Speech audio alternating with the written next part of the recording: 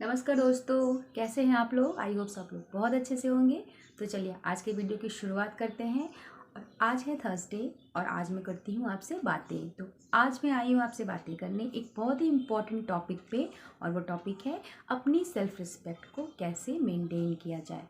क्योंकि self respect एक ऐसी चीज़ है जो आपकी वैल्यू को सोसाइटी में, आपकी फैमिली में, आपकी वर्किंग प्लेस पे बढ़ाती है। और ये बहुत ज़रूरी है इस चीज़ के बारे में जानना कि सेल्फ रिस्पेक्ट क्या है और ये ईगो से किस तरह अलग है। तो चलिए आज बात करते हैं इस टॉपिक पे और आज का वीडियो स्टार्ट करते हैं। तो फ्रेंड्स, सबसे पहले समझ लेते हैं कि ईगो और सेल्फ रिस्पेक्ट में डिफरेंस क्या है। क्योंकि जनरली ना लोग इन दोनों को मिक्स करके देखते हैं। अगर आपने अपनी सेल्फ रिस्पेक्ट दिखा रहे हो ना कहीं कहीं, तो लोगों को क्या लगता है, अरे बहुत घमंडी है, बहुत ईगोस्टिक है। और जब कभी कभी ऐसा हमारे साथ खुद हम ऐसा कर जाते हैं कि सपोज़ किसी ने कुछ गलती कर दी और वो हमें बार बार सॉरी बोल रहा है, बट हम उसे फॉरगिव नहीं कर पा रहे हैं। हम खुद कभी कभी इतने ज़िद्दी हो जाते हैं ना कि हम अपनी सेल्फ रिस्पेक्ट समझ के उस चीज़ को खींचते रहते हैं, सामने वाले को माफ़ नहीं करते। तो हमें पता ही नहीं चलता कि कब हमारी सेल्फ रिस्पेक्ट जो है ईगो में कन्वर्ट हो गई। तो यहाँ पे बहुत ज़रूरी हो जाता है इस चीज़ को समझना कि सेल्फ रिस्पेक्ट और ईगो में डिफरेंस क्या है। तो फ्रेंड्स, चलिए समझने की कोशिश करते हैं कि सेल्फ रिस्पेक्ट और ईगो में डिफरेंस क्या है। सेल्फ रिस्पेक्ट जो है ना, वो एक फीलिंग है जो आपको खुद अपने अंदर डेवलप करके उसको बढ़ा के मेंटेन करके रखनी होती है। ठीक है, फीलिंग है तो एटर्नल है, आप उसको कहीं से क्रिएट नहीं कर सकते। आपको अपने अंदर उस फीलिंग्स को डेवलप करना है, उसको मेंटेन करना है। दूसरी तरफ जो ईगो है वो एक इमोशन है, और इमोशन नेगेटिव पॉजिटिव दोनों हो सकते हैं। इमोशंस जो होते हैं वो फीलिंग्स से बिल्कुल अलग होते हैं, फीलिंग्स एटर्नल होती हैं। और इमोशंस जो होते हैं वो हमारे सराउंडिंग से, हमारे आसपास के एनवायरनमेंट से टोटली अफेक्टेड होते हैं। ये नेगेटिव भी होते हैं और पॉजिटिव भी होते हैं। तो अब यहाँ पे हम बात कर रहे हैं ईगो की। ईगो एक नेगेटिव इमोशन है। नेगेटिव इसलिए क्योंकि जिस बंदे में, जिस बंदी में ईगो भरा होता है ना, वो इंसान लाइफ में कुछ भी बड़ा नहीं कर पाता। सिर्फ अपने इस नेगेटिव इमोशन की वजह से बहुत सारी कैपेबिलिटीज़ और क्वालिटीज़ के होने के बावजूद वो इंसान अपने इस बिहेवियर, ईगोइस्टिक बिहेवियर की वजह से लाइफ में आगे नहीं बढ़ पाता है, बहुत से अपॉर्चुनिटीज से चूक जाता है। यहाँ पे समझने की कोशिश करते हैं कि हमें किस लेवल तक अपनी सेल्फ रिस्पेक्ट को मेंटेन रखना है कि वो ईगो में कन्वर्ट ना हो। होता क्या है ना फ्रेंड्स, हम जिस सोसाइटी में रहते हैं ना, वहाँ पे आज के टाइम पे जो चल रहा है माहौल, उसमें यह है कि कोई किसी को ना सक्सेसफुल होते हुए देख ही नहीं सकता है। और कुछ तो ऐसे लोग होते हैं फैमिली में, फ्रेंड्स में, इवन यहाँ तक कि आपके वर्किंग प्लेस पे, सोसाइटी में, जो आपका मजाक बनाने की बस पॉइंट्स ढूंढते रहते हैं। मतलब उनको मौका चाहिए होता है आपके बारे में कुछ नेगेटिव बात करने का, आपके बारे में कुछ भी उल्टा सीधा बोलने का। और ज़्यादा डेयरिंग हो जाते हैं वो लोग कि आपके मुंह पे भी आपके इंसल्ट करके निकल जाते हैं, आपके मुंह पे आपका मजाक बना के निकल जाते हैं और इन्जॉय करके निकलते हैं उस चीज़ को। तो यहाँ पे आ जाती है बात सेल्फ रिस्पेक्ट की। और अगर आपके साथ इस तरीके की सिचुएशन हो रही है या कभी हुई है, तो इसके लिए ना टोटली हम ही जिम्मेदार होते हैं। अगर आपके साथ हो रही है तो आप जिम्मेदार हैं। कभी भी अपनी लाइफ में किसी को इस हद तक इतना हक नहीं देना चाहिए कि वो आपका मजाक बना सके, आपकी किसी चीज़ का, आपके फैमिली मेम्बर्स का या आपकी बातों का वो फ़न वे में इंजॉय करने के लिए उसको यूज़ कर सके। ये टॉपिक मैंने क्यों चूज़ किया, इसके बहुत सारे रीज़न हैं। क्योंकि पहले मैंने इन चीज़ों को बहुत सफ़र किया हुआ है अपने आसपास के माहौल में, जहाँ पे मेरी वर्किंग प्लेस थी वहाँ पे, और अपने रिलेटिव्स में, घर में, बहुत जगह पे मैंने इस चीज़ को फ़ील किया है कि अगर आप बहुत ही ज़्यादा जॉली नेचर के हैं, आप हमेशा हंसते रहते हैं, लोगों के कमेंट्स और कॉम्प्लीमेंट्स में डिफरेंस नहीं कर सकते या नहीं करना आता आपको, या आप समझ नहीं पाते कि कब लोगों ने आपके ऊपर कमेंटिंग वे में बात की है, टोंटिंग वे में बात की है, कब आपको कॉम्प्लीमेंट दिया है, आप हर चीज़ को सिर्फ हंस के लेते हैं, हर बात को लेट गो कर देते हैं, हर चीज़ को हल्के में लेते हैं, तो वहाँ पे लोग आपको बहुत लाइटली लेने लगते हैं। और वहाँ पे आपकी अपनी सेल्फ रिस्पेक्ट धीरे धीरे ख़त्म होती जाती है। फिर पब्लिक के बीच में हो आप, चाहे फैमिली के बीच में हो, चाहे आप कहीं भी हो, ये लोग फिर आपका मजाक बनाने में, आपके बारे में कुछ भी नेगेटिव बोलने में, इवन आपके फेस पे भी नेगेटिव बोलने में ज़रा भी हिचकते नहीं हैं। तो ऐसी सिचुएशन में फ्रेंड्स बहुत ज़रूरी हो जाता है कि आप अपनी सेल्फ रिस्पेक्ट को मेंटेन रखें। क्योंकि अगर आपने ही लोगों को हक दे दिया, आपने ही लोगों को ये परमिशन दे दी कि वो जब चाहे तब आपके बारे में कुछ भी सोच सकते हैं, कुछ भी बोल सकते हैं, कहीं भी जाके आपके बारे में कोई भी इंफॉर्मेशन, बैड नेगेटिव न्यूज़ फैला सकते हैं, तो इसमें कहीं ना कहीं आप खुद जिम्मेदार हैं।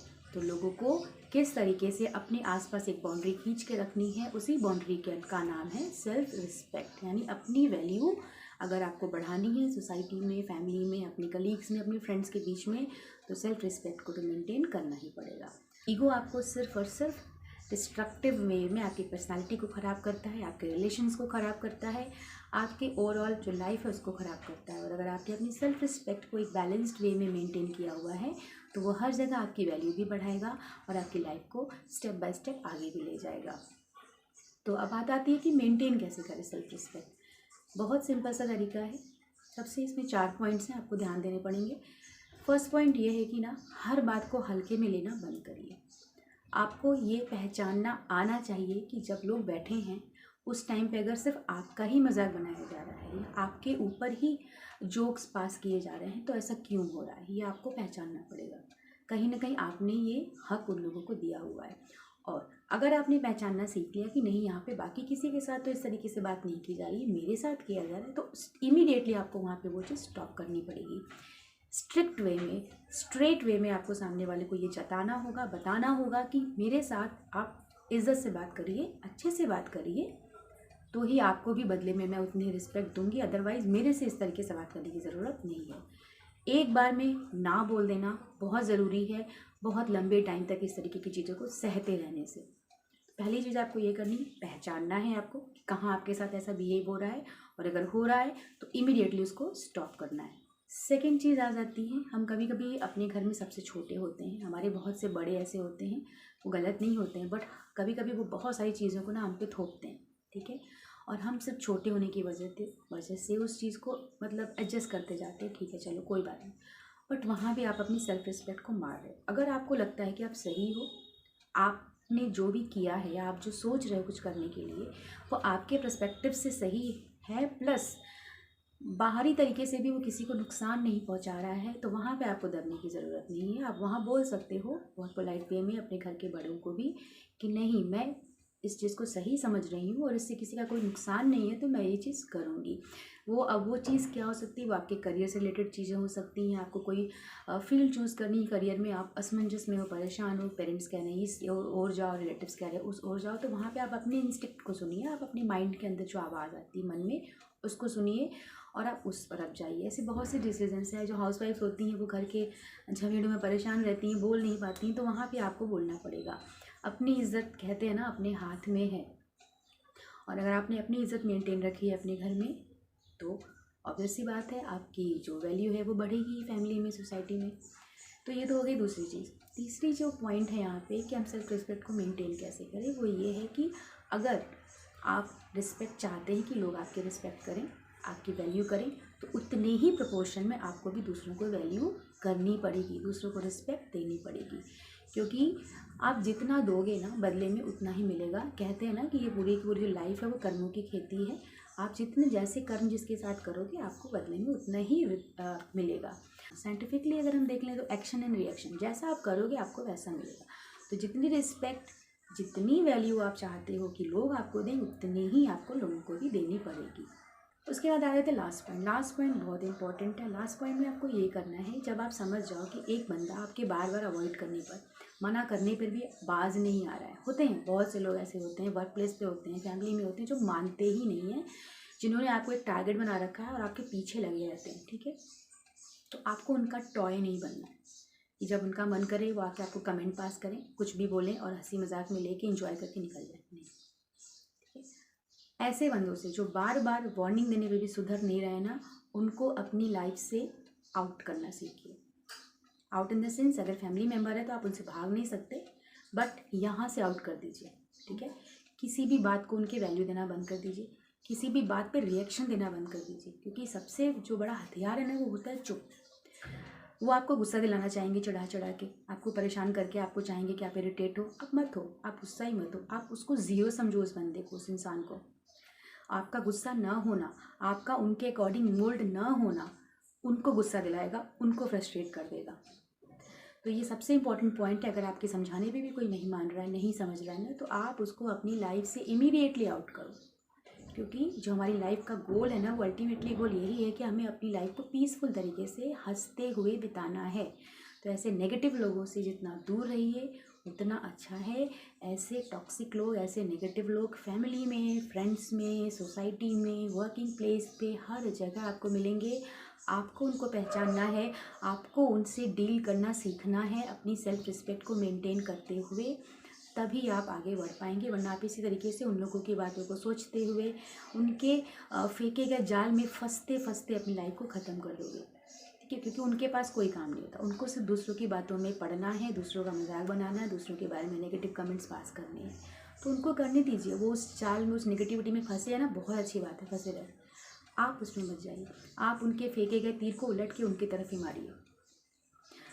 तो मैं ये सब चीज़ें जो बोलती हूँ ना थर्सडे को आके, फ्रेंड्स, ये सब मेरा 1 वीक की ऑब्जर्वेशन रहती है। मेरा सामना होता है ऐसे लोगों से, जैसे इस वीक में मेरा हुआ है सामना।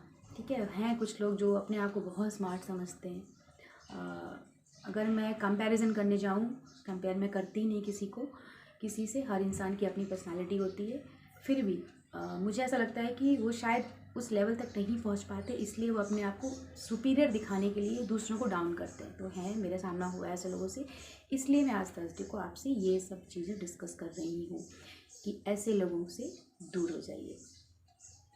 तो चलिए, आज का छोटा सा वीडियो अगर आपको किसी भी रीज़न से अच्छा लगा हो, आपको हेल्पफुल लगा हो कि सेल्फ़ रिस्पेक्ट कैसे मेंटेन की जाए, कैसे ऐसे लोगों से दूर रहा जाए जो आपकी सेल्फ़ रिस्पेक्ट को हमेशा चोट पहुंचाते रहते हैं, तो वीडियो को लाइक किए बिना मत जाइएगा। चैनल पे नहीं हुआ तो चैनल को सब्सक्राइब भी कर लीजिएगा। मैं क्रिएटिव लाइफ विद कीर्ति अपने चैनल में आपके लिए ऐसे ही वीडियोज़ बनाती रहूँगी। चलिए, फिर मिलती हूँ किसी न्यू वीडियो में, किसी न्यू क्रिएटिविटी के साथ। तब तक के लिए बाय बाय।